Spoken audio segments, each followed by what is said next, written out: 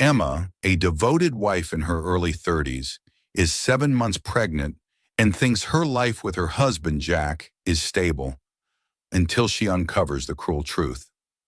Jack has been having an affair with his young assistant, Lily, and the betrayal cuts deeper when Emma finds out Lily is also pregnant. But the ultimate betrayal comes not from Jack, but from her mother-in-law, Carol, who shockingly sides with Lily. When Emma accidentally witnesses Jack and Carol accompanying Lily to a prenatal appointment, she doesn't cry. She smiles. That bitter smile carries years of pain, secrets, and quiet strength. Because Emma has a past too, one Jack never knew, and a plan she's been quietly setting in motion ever since she suspected the truth. The story unfolds like a quiet storm, unraveling the emotional lives behind the betrayal. Emma's calm exterior hides a heartbreak that's been building for years. What Jack and Carol don't know is that Emma is not the helpless wife they thought, and her revenge isn't loud. It's calculated, and it leaves everyone questioning their choices, their love, and the price of betrayal. The morning sunlight filtered through the sheer curtains, casting a golden hue across the hardwood floor. Emma stood by the window, one hand resting gently on her swollen belly, the other wrapped around a warm cup of decaf coffee. At 7 months pregnant, her world should have felt full, alive with promise and comfort. But lately something had shifted. She could feel it in the air, in the silence between conversations, in the way Jack no longer kissed her on the forehead before leaving for work. Jack had always been charming in that easy, disarming way. When they met, he was the kind of man who held doors open, remembered her favorite wine, and left notes in her coat pockets. For the first few years, their love felt like something pulled from a novel, quiet but certain.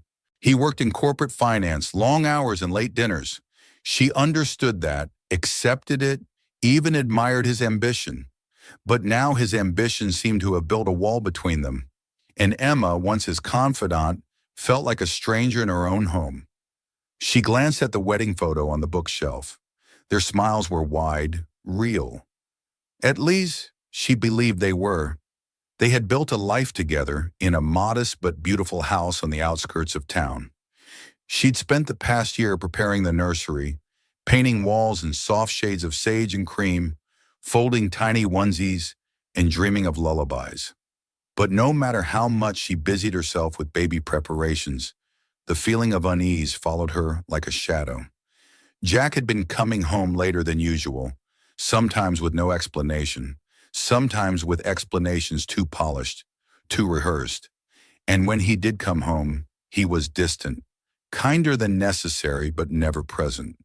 He listened without hearing, touched without feeling. It was subtle, but Emma had always been good at sensing undercurrents, and something told her this wasn't just about work. Still, she said nothing. Not yet. Carol, Jack's mother, had been visiting more often lately. At first, Emma thought it was sweet, grandmotherly excitement about the baby. But her visits were short and sharp, filled with veiled comments about Emma's health, her mood swings, her ability to keep Jack grounded. There was something behind Carol's eyes, something unreadable and cold. Emma wondered if she was imagining things, but the weight of those glances lingered long after Carol left. It wasn't that Emma lacked suspicion. It was that she was waiting for proof, for a moment that would confirm what her gut had already begun to scream. But she wasn't going to accuse without certainty. Emma wasn't the kind of woman who shouted in kitchens or checked phones in the middle of the night.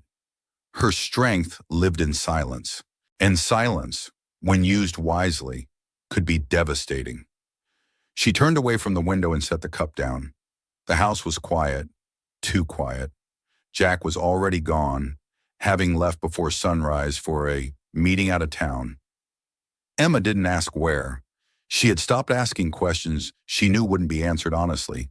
Instead, she walked down the hallway to the nursery. The rocking chair creaked softly as she lowered herself into it, her hands tracing the edge of the cushion. This room was her sanctuary, the only place in the house that still felt untouched by doubt. The mobile above the crib spun gently in the breeze from the open window, tiny wooden stars dancing in circles. Emma closed her eyes. She wasn't crying, not yet. There would come a time for tears, for anger, for confrontation, but not today. Today she would wait, because the truth has a way of revealing itself, quietly, mercilessly, and always at the right time. The days passed with a strange kind of stillness, like the hush before a storm. Emma moved through them with practiced grace, folding laundry, answering polite texts from friends, going to her prenatal appointments alone. Jack was always tied up, or on a call, or working late again. He said the words kindly, with just the right amount of guilt in his voice, but they rang hollow. Emma stopped expecting him to show up. Disappointment is easier when you stop expecting anything at all. It was a Wednesday when the first real crack appeared. Emma was organizing the kitchen drawer, the one filled with miscellaneous things, rubber bands, takeout menus, batteries, when she came across a receipt. It wasn't hidden, just slipped carelessly between two coupons. A dinner for two at a restaurant downtown. Not unusual on its own, except for the date. It was the night Jack had told her he was at a company dinner with just the guys. Hoy, she stared at the paper for a long moment, the edges trembling slightly in her hand. 2 entrees, a bottle of red. No one drinks red wine at a business dinner with men who prefer beer. Still, she didn't confront him. Instead, she placed the receipt back in the drawer and closed it gently, like placing a fragile truth back into hiding. She would collect the pieces one by one until the picture became impossible to ignore. That evening, Jack came home late again. He kissed her on the cheek with lips that felt cold. She asked him how the meeting went. He said, "Long but productive," and smiled without looking her in the eye. Then he went upstairs to shower, humming a song Emma didn't recognize. She stood in the kitchen, hands resting on the counter, her stomach pressing against the edge. The baby kicked gently, as if reminding her that life was still moving forward, whether she was ready or not. The next morning, Carol showed up unannounced, holding a box of herbal tea. "I thought this might help with the swelling," she said, stepping inside without waiting for an invitation. Emma forced a smile, took the box, and thanked her. They sat in the living room making small talk, but Carol's words, as always, came laced with something sharper. "You know," she said, crossing her legs and looking over her glasses, "Jack's under a lot of stress lately. You might want to be a bit more understanding. This pregnancy has taken a toll on both of you, I'm sure." Emma didn't respond. She just nodded slowly, her gaze fixed on the teacup in her hand. She wondered how much Carol knew, or rather, how long Carol had known and chosen to stay silent. After Carol left, Emma didn't cry. She felt oddly calm, as though her heart had moved one step further from the illusion she'd been holding on to. The truth was slowly surfacing, not in the form of shouting matches or dramatic discoveries, but in quiet betrayals and the aching absence of intimacy. That night, as she lay in bed beside Jack, she watched the ceiling fan turn. The air between them felt colder than usual, the gap in the mattress a canyon. He was already asleep, or pretending to be. She turned on her side, her hand resting protectively over her belly. There was a time when she believed in promises, in vows exchanged under a flower-draped arch, in whispered assurances in the dark. But now all of it felt like a painting left out in the rain, colors fading, outlines blurring, the truth bleeding through. And still, she waited. Not for Jack's confession, but for the moment when everything would shift, and the life she thought she had would quietly fall apart. Finally, fully, and beyond repair. It started with a scent. Something light, floral, unfamiliar. Emma noticed it one evening when Jack came home, his shirt collar slightly rumpled, his tie already loosened. He leaned in to kiss her cheek, and there it was, just a trace, but enough. Not her perfume, not anything she kept in the house. It was subtle, almost delicate, but jarring in its quiet wrongness. She said nothing. Instead, she stepped back and smiled, asked how his day had been, and listened as he offered a vague story about a client meeting that ran longer than expected. His eyes shifted away just a little too quickly. He was getting better at lying, she thought. Or maybe she was just getting better at seeing the truth.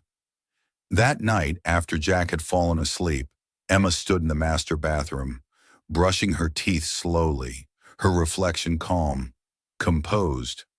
But inside, she felt a slow burn, a quiet urgency rising in her chest.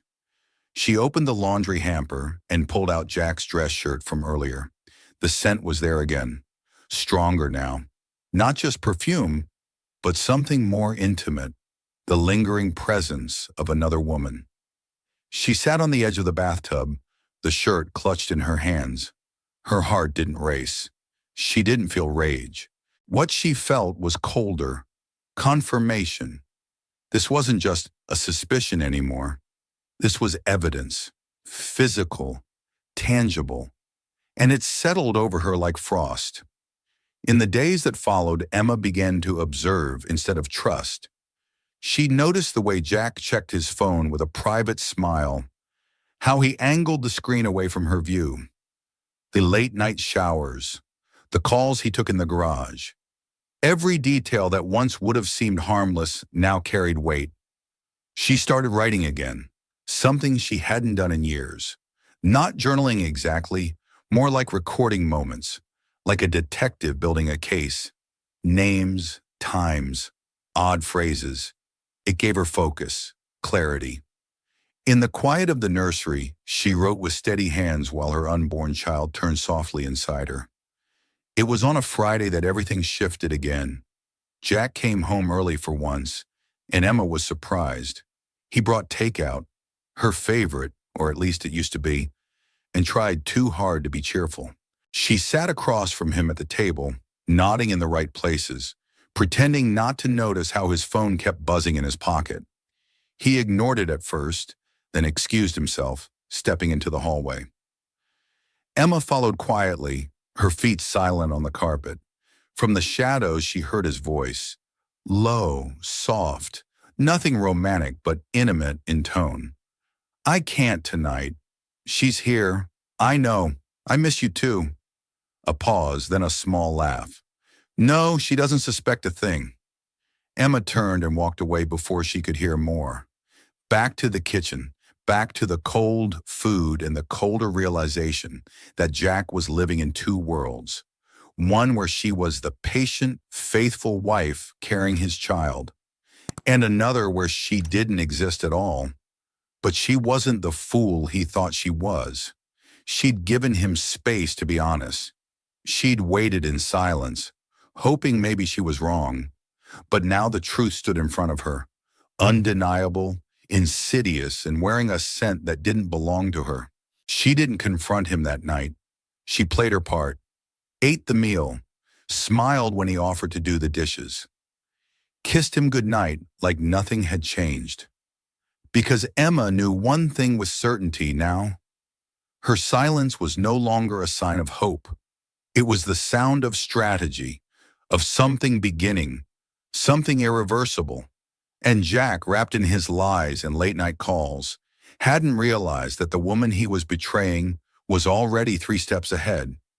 The office building stood tall and sleek in the heart of downtown, its mirrored windows reflecting a city that never looked back. Emma sat in her parked car across the street, her hands resting on the steering wheel, watching. She had never been to Jack's office before. Not like this, not alone and unannounced. But curiosity had turned into necessity, and necessity had turned into resolve. That morning, Jack had left early, too early. He said he had a presentation. Emma didn't ask questions. Instead, she waited 10 minutes, slipped on her coat, and drove the familiar route he'd taken for years. She didn't know exactly what she hoped to find, only that she needed to see it for herself. It didn't take long. An hour passed, and then she saw her, blonde, young, petite, wearing a fitted dress that clung too closely for a workplace, her heels clicking confidently on the pavement. She stepped out of a black sedan and walked through the glass doors like she belonged there. Emma knew who she was before anyone said her name. Lily, the assistant, the one Jack had hired last year, freshly graduated, wide-eyed and eager. Emma remembered the way he talked about her in the beginning, casually, even proudly. "She's smart," he'd said. "Quick learner. Reminds me of someone I used to know." Back then, it sounded like praise. Now it felt like a confession. Emma stayed in the car, watching as Lily disappeared into the building. There was no confrontation, no dramatic moment of exposure. Not yet. That wasn't why Emma was here. She just needed to see the woman for herself, to put a face to the cracks in her marriage.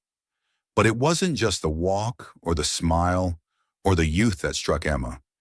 It was the way Lily moved, confident, comfortable, not like someone sneaking around in the shadows. No, she carried herself like someone who believed she belonged in Jack's world. And that meant something far worse than a temporary affair. This wasn't a fling. This was something Jack had nurtured, protected, maybe even promised. Emma's chest tightened, not with jealousy, but with something heavier. Grief. The quiet mourning of a woman watching her life reshape itself from the outside. She felt foolish for hoping it had been just one mistake, a lapse.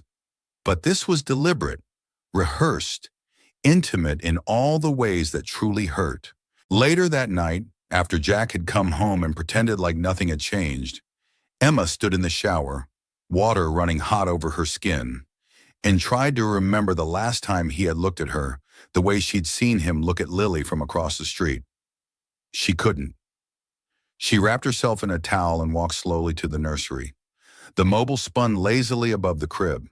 The room was nearly finished now, everything in place except for the feeling that it was still meant for someone else's life. Emma sat in the rocking chair, hands folded over her stomach. The baby kicked once gently. She whispered into the quiet, "We'll be okay." And she meant it, because she had seen what she needed to see. Lily wasn't the enemy. She was just a mirror, reflecting back everything Jack had been hiding.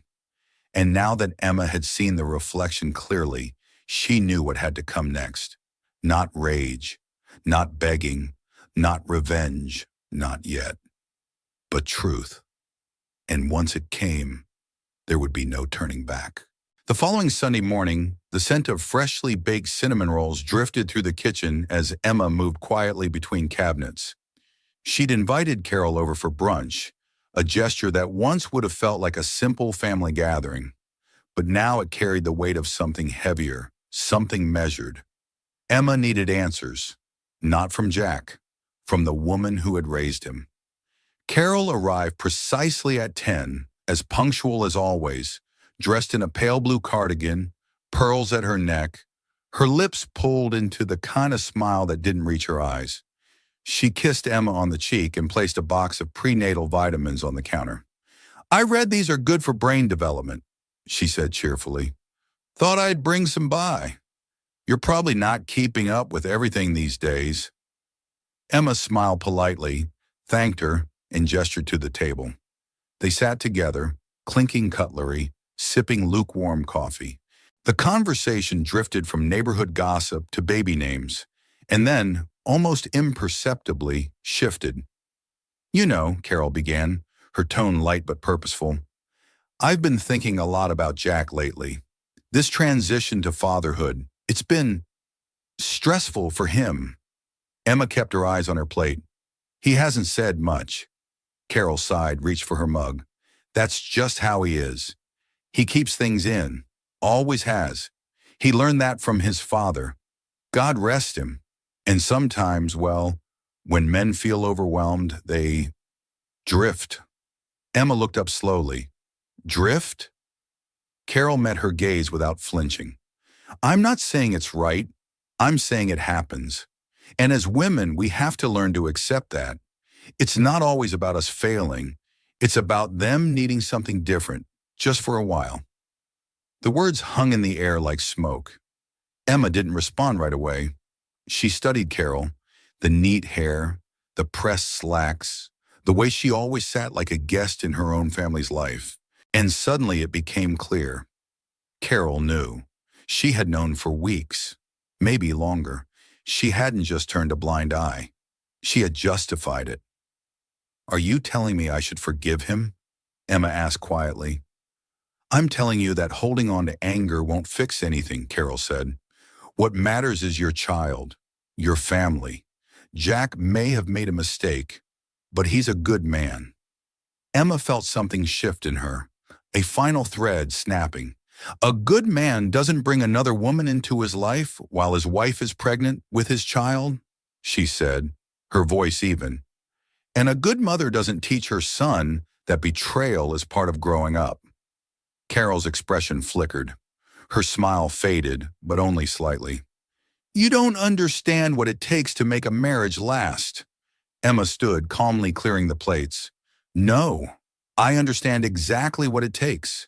That's why I know this one won't." Carol stood as well, flustered now. "Emma, I'm only trying to help." "You're trying to protect him," Emma said, not turning around. "Just like you always have. Even when he was wrong. Especially when he was wrong." The room fell silent. Outside, the wind rustled the trees. Inside, Emma stood still, one hand braced against the counter, the other resting protectively over her stomach. She didn't need Carol's approval. She didn't need Jack's promises. She only needed the truth. And now she had it. In Carol's well-meaning warnings, in her casual dismissal of betrayal, in the subtle manipulation dressed as concern. As Carol gathered her purse and made a stiff exit, Emma felt a quiet resolve settle over her. No more pretending. No more waiting for someone else to do the right thing. She was no longer the one being left behind. She was the one walking away, with her head high, her heart clear, and a strength they never saw coming. The morning sky was overcast, painted in dull grays and pale light. Emma sat in the car again, parked near the women's health clinic Jack had mentioned once, carelessly in passing, when explaining why he couldn't make it to her last checkup.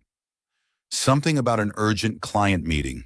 She hadn't questioned it then, but today she was done giving him the benefit of the doubt. Her hands trembled slightly as she adjusted the rearview mirror.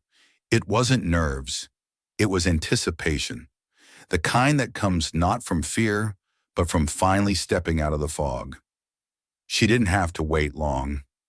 At precisely 9:06, the black SUV pulled into the lot. Jack stepped out first, wearing his usual navy blazer, phone already pressed to his ear.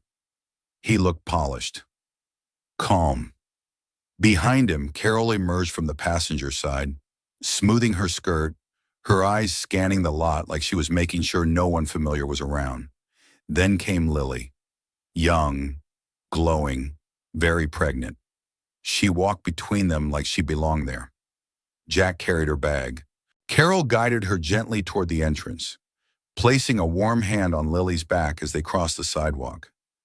Emma watched from behind tinted windows, unmoving, 3 of them, laughing softly, speaking with familiarity, Jack leaning in to say something to Lily, who touched his arm in return, Carol holding the door. It was a scene Emma could have imagined with herself at the center. Once. Now it played like a cruel parody of the life she'd built, or thought she had. She didn't cry. She didn't scream. Instead, she smiled, not the kind of smile that shows joy, but the kind that comes from recognition, from clarity, from understanding the full depth of a betrayal and knowing exactly where you stand. They had made their choice. They had built a world behind her back, piece by piece, lie by lie. Jack hadn't just strayed, he had replaced her, and Carol hadn't just turned away. She had embraced the other woman as her own, without hesitation. Emma leaned back in the seat, the quiet hum of the car the only sound around her. For the first time in weeks, she felt still.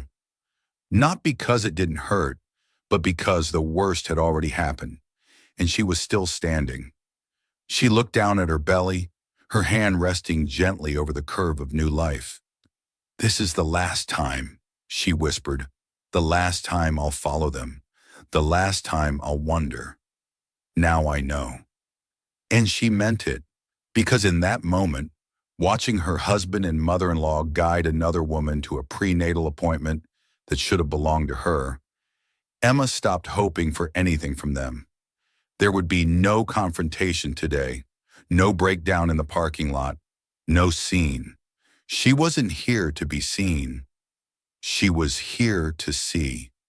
And now that she had, she could finally begin the part they never expected, the quiet undoing, the steps she would take, calmly and deliberately, while they remained convinced she was still in the dark. Emma started the car, the engine humming to life. She drove away without looking back. The truth was hers now, and soon the consequences would be too. The days that followed were quiet, too quiet perhaps, but not in a way that signaled despair. It was the kind of quiet that came before something irreversible. Emma no longer waited up for Jack. She no longer tracked his absences or counted the empty spaces in conversation. The time for wondering had passed. Now every movement was deliberate, every moment a step towards something she had already decided. She met with a lawyer first, a discreet office in a converted house at the edge of town, the kind of place where no one asked too many questions and everything stayed behind closed doors. The attorney, a woman in her 40s with sharp eyes and a steady voice, greeted her kindly but professionally. "I'm not here to destroy anyone," Emma said softly, fingers resting over her belly. "But I'm done being invisible." The attorney nodded. "We'll start with what's yours." They reviewed bank statements, property deeds, business accounts, documents Jack had assumed Emma never cared to understand. But she had, quietly, all these years she'd watched. She just hadn't spoken, until now. It turned out the house was in both their names. So was one of the businesses Jack had opened early in their marriage, back when he still needed her credit and her connections. His name had always been the one people saw, but legally Emma had more rights than he realized. She walked out of the office with a folder in her bag, not full of threats, but of options. And that changed everything. The next call she made wasn't to a friend. It was to someone from before Jack, a man named Marcus, a financial consultant she once worked with, before giving up her own career to support Jack's. Back then, Marcus had admired her sharp mind and quiet focus. She remembered how he used to say, "You were made for more than back seats." He picked up on the second ring. "I was wondering when you'd call," he said, voice warm with familiarity. Emma exhaled, a small smile on her lips. "I need to come back to life." He didn't ask for details. He simply said, "Let me know where to start." That night, Emma sat in the nursery with the lights dimmed, her hand resting on the curve of her belly. She had replayed the moment in the clinic parking lot 100 times, but it no longer stung. It had become something else now. Fuel, proof, a quiet severing of illusion. She thought of Lily, glowing with the confidence of someone who had never had to earn it. She thought of Carol, loyal not to truth or family, but to appearances. And she thought of Jack, so sure, so entitled, so unaware of how deeply he'd underestimated the woman he'd married. He came home late again. She didn't ask why. He kissed her on the forehead, told her he loved her, and disappeared into the shower. Emma stared at the bedroom ceiling, her expression unreadable. She knew now that the end wouldn't be loud.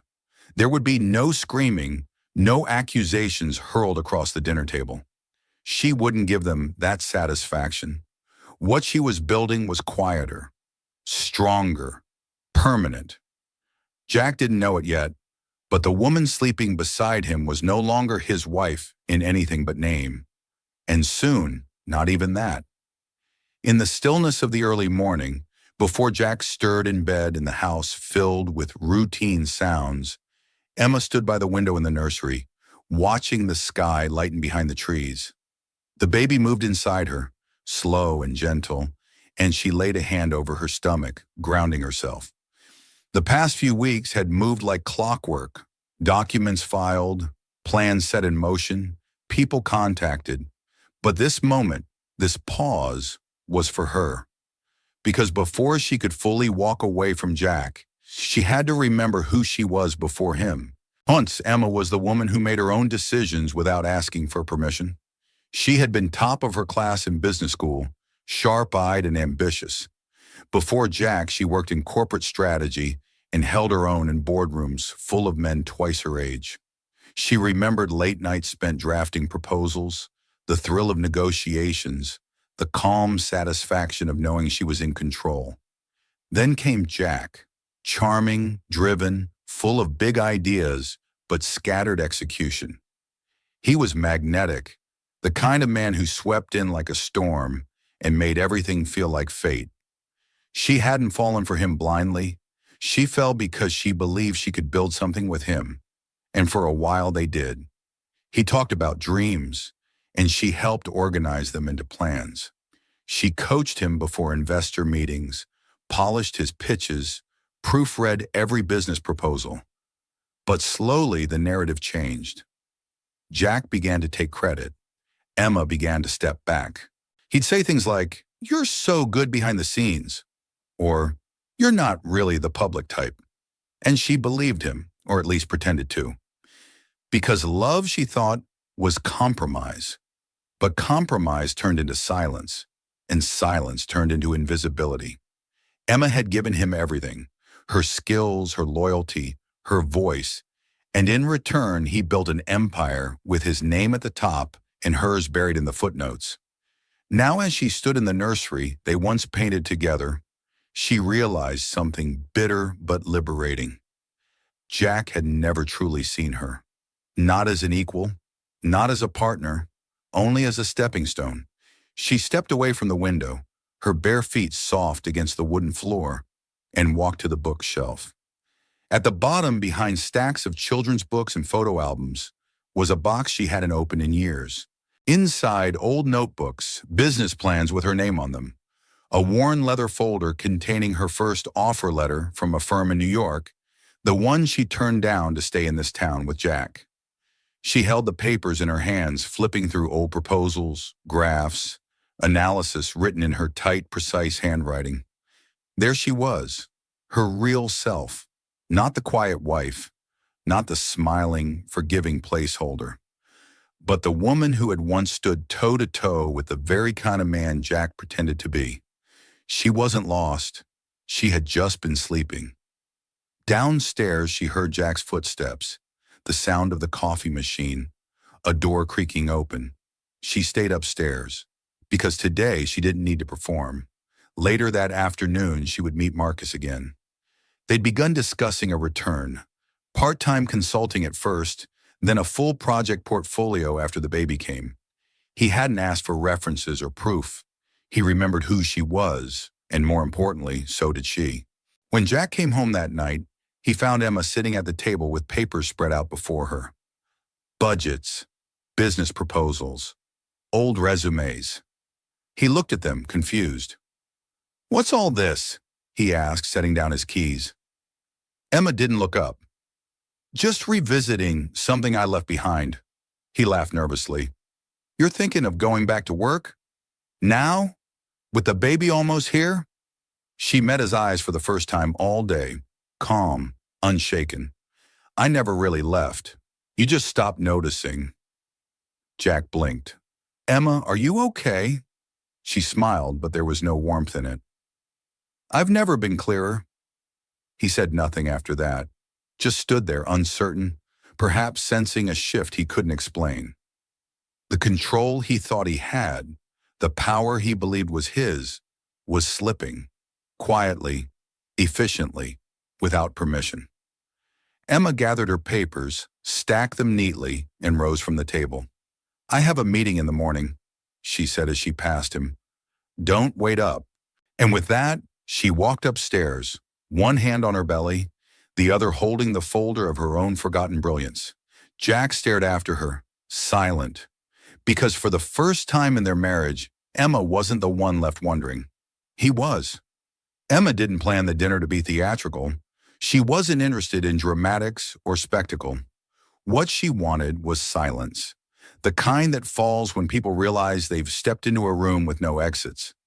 She chose the date carefully, just 2 weeks after her meeting with Marcus, 1 week after the paperwork had quietly moved through the court, and 3 days after she had transferred half the business holdings back into her name. The invitations were simple: a message to Jack, a call to Carol, and a polite text to Lily. "I think it's time we sat down. All of us." Jack had hesitated. "You sure you're up for that?" Emma smiled. "I'm sure." They arrived on a Thursday evening, just before dusk. The table was set, the food warm, the house dimly lit and quiet. Emma wore a soft cream sweater that hugged her pregnancy gently, her hair tucked behind her ears, her face calm, too calm. Jack entered first, kissing her cheek like nothing had fractured between them. Carol followed, her eyes scanning the room with suspicion cloaked in politeness. Then Lily, round and glowing, offering a hesitant smile. "Thank you for having me," she said. Emma gestured to the table. "Please, sit. You're all welcome here." They made small talk for a few minutes. The weather, the baby's due date, the hospital bags. Emma listened, nodding, saying little. Her hands remained folded in her lap, her eyes unreadable. The warmth in the room was forced, unnatural. It didn't last. Midway through dinner, as Jack reached for the salad bowl, Emma stood slowly and walked to the sideboard. She returned with a folder, thick, sealed, neat. "I'd like to share something," she said, placing the folder on the table. "Since we're all here." Jack's hand froze midair. Carol straightened. Lily looked confused. Emma opened the folder and pulled out a single sheet. "This is a list of business assets," she said, her voice quiet but steady. "Jack and I co-own most of them. He's transferred some under false pretenses, but legally, those contracts are void. My lawyer is taking care of the rest." Jack's face flushed. "Emma, what is this?" She didn't flinch. "This is me reclaiming what I built. You used my credit, my network, and my silence. I no longer offer any of those things." Carol's voice cracked. "Why are you doing this? In front of Lily? She's carrying your husband's child." Emma turned to her mother-in-law, expression unchanging. "Exactly. And you carried his lies like they were sacred. You looked me in the eye month after month and pretended you didn't know." Lily spoke up, quiet and trembling. "I didn't mean to hurt you. Jack said you two were distant." Emma looked at her, not with anger, but with a clarity Lily didn't expect. "You're not the first girl to be lied to by a man in a suit," she said softly, "but you're old enough to know when something's wrong. You chose to believe him. Now you can choose to deal with him." Jack stood, now angry. "You're trying to humiliate me?" "No," Emma replied. "I'm trying to release myself." She reached again into the folder and pulled out a second document, divorce papers. "I won't fight you for custody. I won't ask for child support, but I will take what's mine, legally, publicly, and I want it signed by the end of next week." The room went still. Jack sat back down, stunned. Carol looked away. Lily wiped her eyes with a napkin. Emma rose from the table and walked toward the staircase, pausing at the foot of the steps. "One more thing," she said over her shoulder. "The next time any of you want to know how I'm doing, you'll have to ask someone else. I won't be here." And then she climbed the stairs slowly, without looking back. Behind her, the sound of silence rang louder than any words. She had set the table not for reconciliation, but for reckoning. And it had been served. The house was quiet after Emma left the table. So quiet it felt like the walls themselves were holding their breath. No one moved at first. The documents sat between them like a silent witness, heavy with the truth they could no longer ignore. Jack was the first to break the silence. He reached for the folder, flipping through the pages with a trembling hand. Financial disclosures, legal filings, a power of attorney Emma had quietly revoked 2 weeks earlier. His face paled as he read. His voice, when it finally came, was hoarse with disbelief. "She's been planning this." Carol spoke next, but her tone had lost its usual authority. "She's just upset, hurt. You can't blame her." "You've made mistakes, Jack," Jack snapped. "You helped me make them." Carol stiffened, the sting of truth landing sharper than she expected. "I did what I thought was best for our family." "Our family?" Jack laughed bitterly, still flipping pages. "You knew about Lily. You encouraged me to keep going. You said Emma would come around." Carol's eyes dropped. "I didn't think it would go this far." But it had. And now everything Jack had built, his business, his reputation, his carefully curated image, was unraveling with the steady precision of a woman he'd once dismissed as soft, quiet, manageable. Lily sat frozen, her hands pressed to her belly. She hadn't spoken since Emma left. But now her voice broke through the tension, soft but laced with panic. "She's really divorcing you?" Jack didn't answer. He couldn't. The truth was written in every line of that folder. Lily's breath quickened. "You told me it was over, that she just needed time. You said she wasn't strong enough to leave." Jack looked at her, but he didn't speak. Because in that moment, he saw what he hadn't seen for years. Emma's strength, not loud, not dramatic, but patient, cold, unyielding. Lily's expression changed. She never raised her voice, never came to my job, never threatened me. And now she's ending it all like she's cutting off a branch. Jack stood and began to pace, rubbing his hands over his face.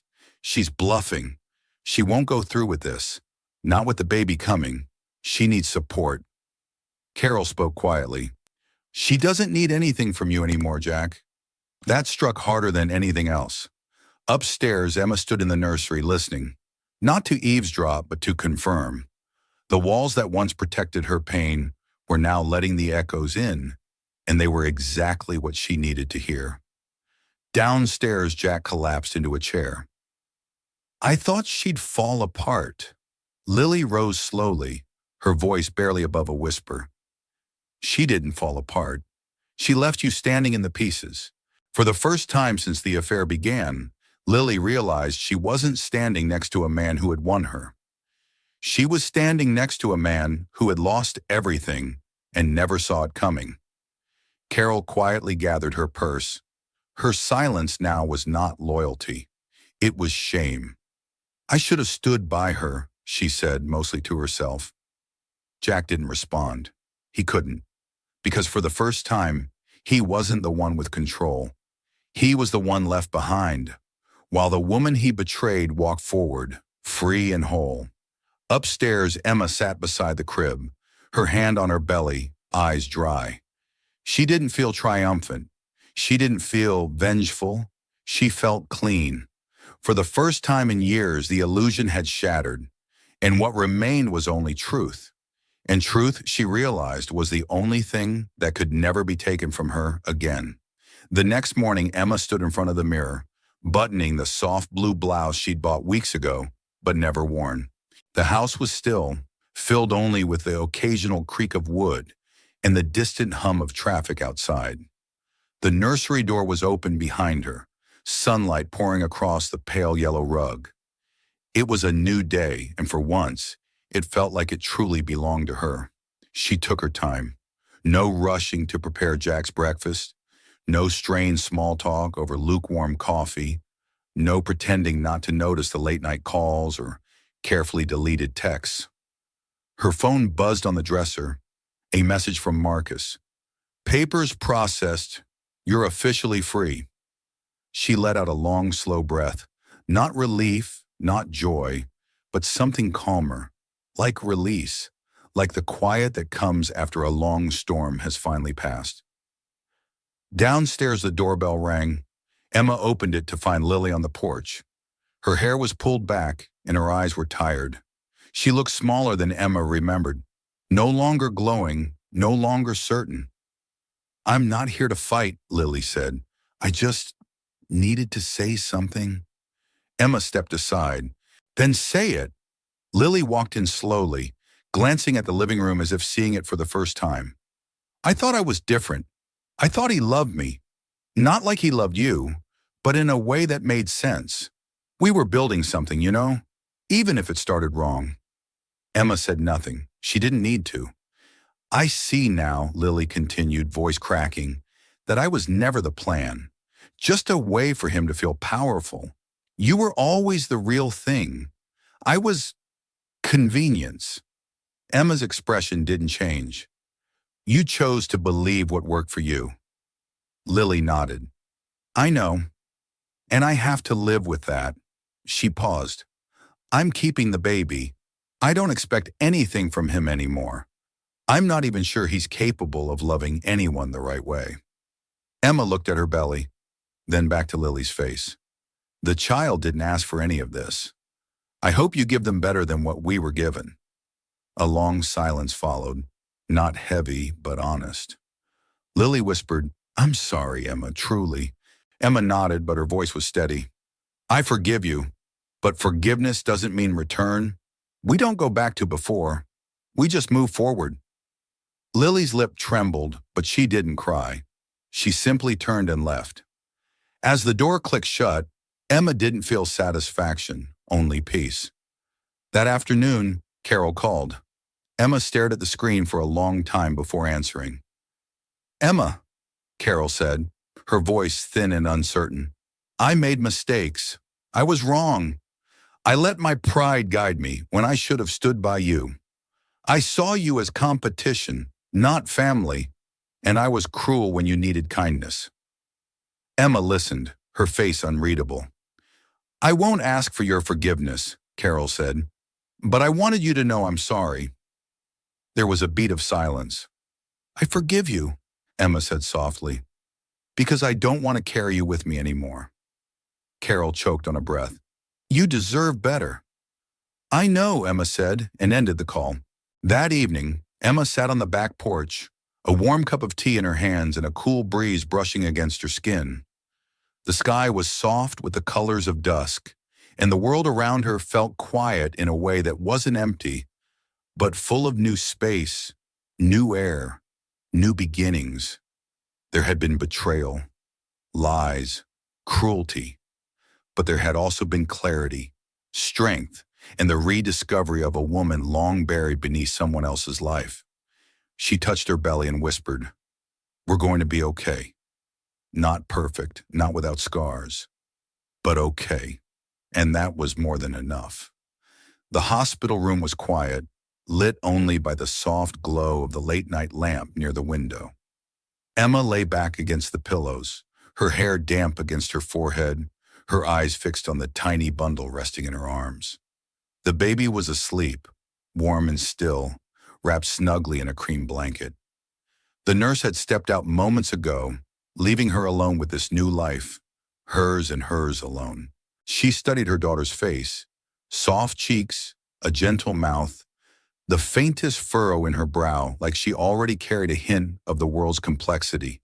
And yet, she slept without worry, as if she knew somehow that she was safe. Emma's hand moved gently across the baby's back. "I promise," she whispered, "you'll never have to question if you're loved." Outside the room, voices murmured. She heard them dimly. Jack's voice, anxious and low, speaking to a nurse at the desk. She didn't move. He hadn't been at the delivery. She hadn't called him. But now he was here. A soft knock. She turned her head, and the door opened slowly. Jack stepped in, holding a bouquet of pale pink roses. But they seemed almost comical now. Too little, far too late.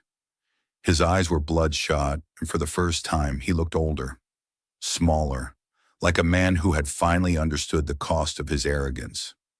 "I heard, you gave birth yesterday," he said. Emma didn't respond at first. She kept her gaze on the baby, adjusting the blanket carefully before looking up. "She doesn't carry your name," she said quietly. Jack blinked. "What?" "She's not a walker. She's mine. Emma Grace Dawson. And this is Ava." The name landed like a stone in the space between them. He looked at the child, searching for something in her features. Connection, maybe, or belonging. But there was a wall now that couldn't be crossed.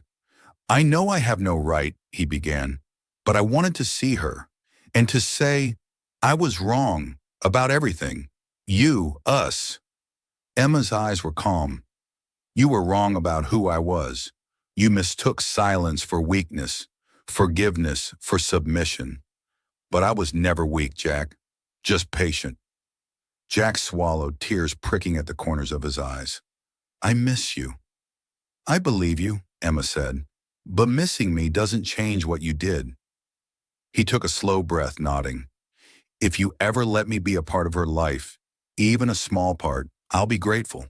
And if you don't, I'll still understand." She watched him for a long moment, then finally said, "She deserves to know where she comes from, but she'll also know why I chose to raise her without you." Jack didn't argue. He only nodded again, quietly retreating, the door clicking shut behind him. Emma looked down at Ava, brushing a fingertip across her cheek. This was not the life she'd planned, but it was hers now, built on truth, on courage, on the quiet kind of strength that doesn't need to shout to be heard.